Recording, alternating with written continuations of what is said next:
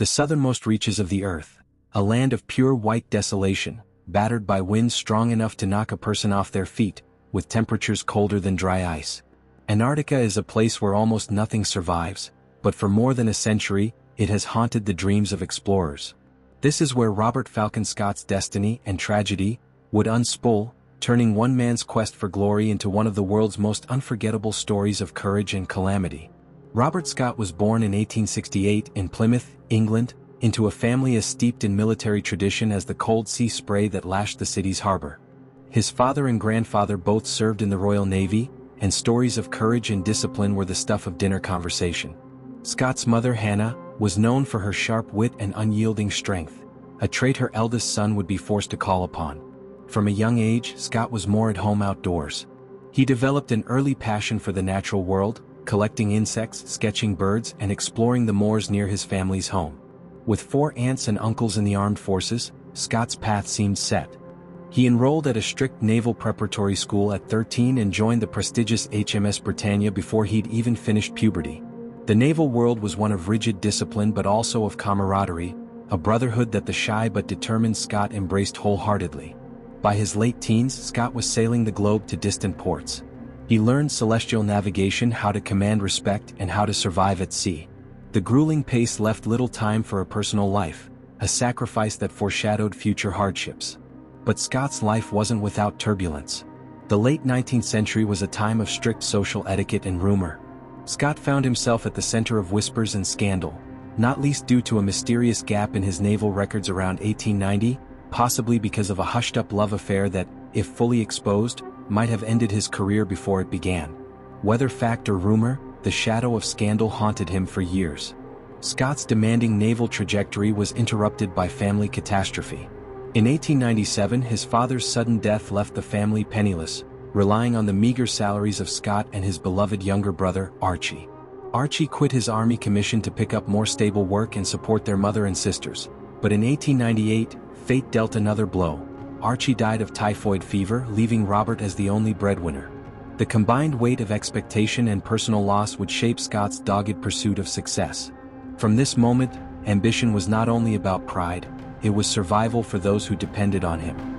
Seeking deeper purpose, Scott re-established contact with Sir Clements Markham, an influential figure in the Royal Geographical Society who had long viewed Scott as an ideal candidate for polar exploration.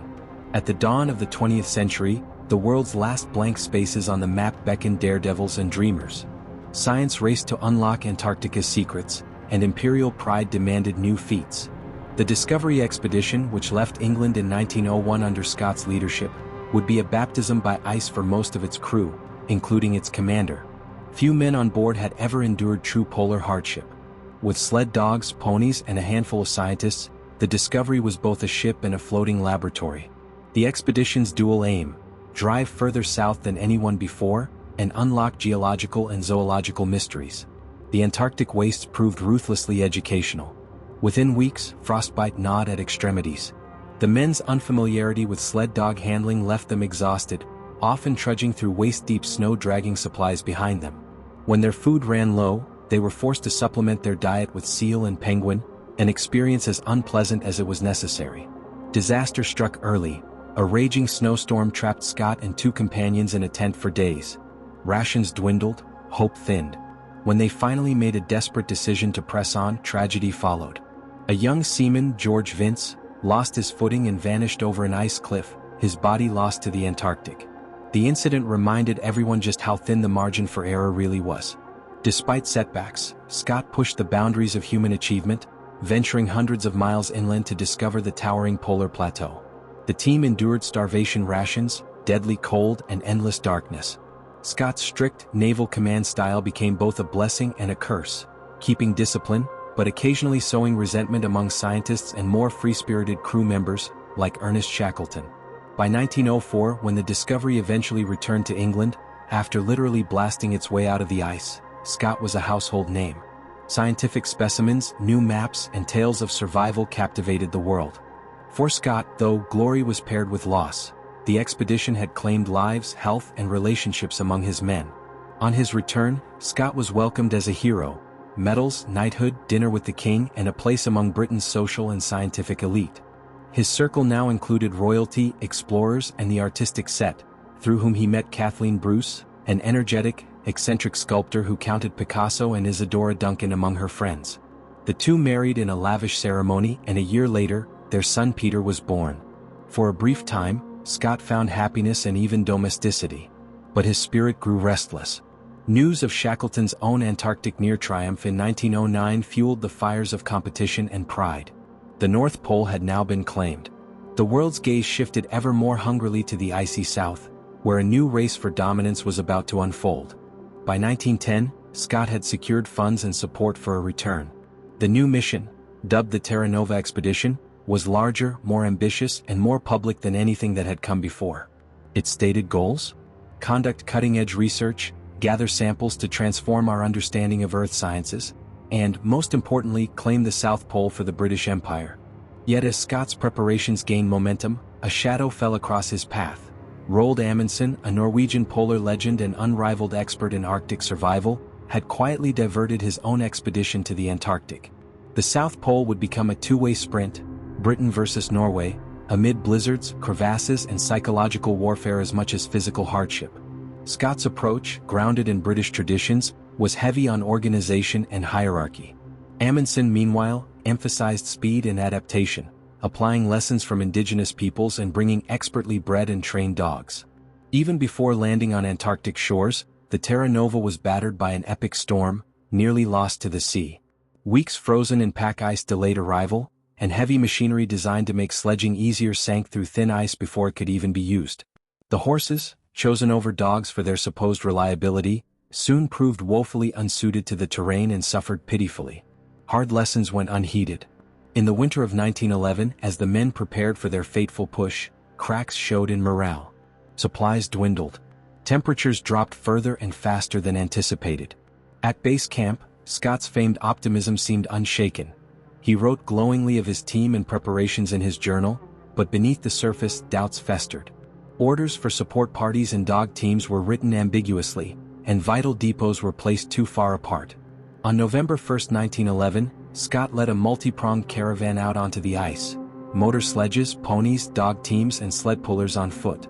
Progress was uneven, and one by one, vehicles failed and animals perished. Even as conditions worsened, Scott remained determined. His plan relied on precise rendezvous, overlapping support parties, and a final lean team to make the ultimate dash for the pole. As the team drew closer, uncertainty gave way to hope. On January 4th, Scott picked the final group, including Wilson, Bowers, Oates, and Edgar Evans.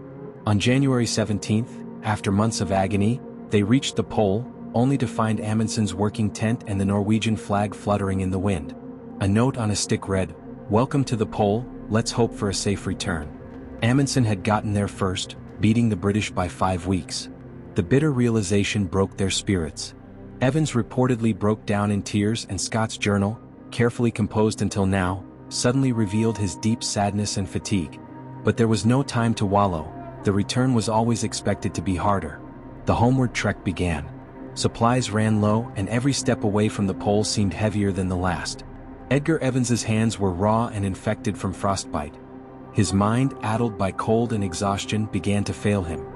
He stumbled, fell, and on February 17th, died in the snow, his loss wrenching but impossible to dwell on as the relentless cold pressed in. Then came Lawrence Oates's slow decline, both of his feet blackened with frostbite, agony visible in every stride.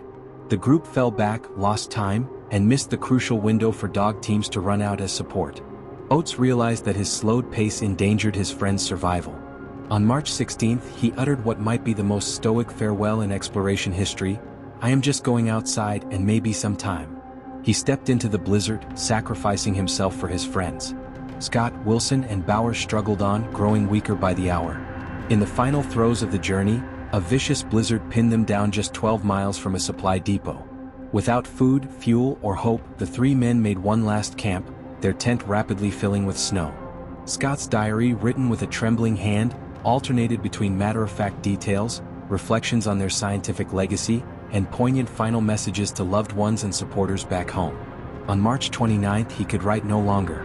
In his final letter, he pleaded, "For God's sake, look after our people." It would be 8 months before rescuers located the tent, snowbound and battered but undisturbed in the Antarctic silence. Inside lay the frozen bodies of Scott, Wilson, and Bowers, their papers and specimens preserved in the cold.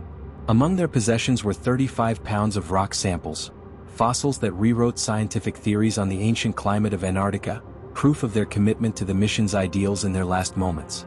Back home, the British public were shocked by the tragedy, but Scott's heroic image was enshrined in culture and memory. His words and deeds were immortalized in books, statues, and poems. Yet controversy lingered.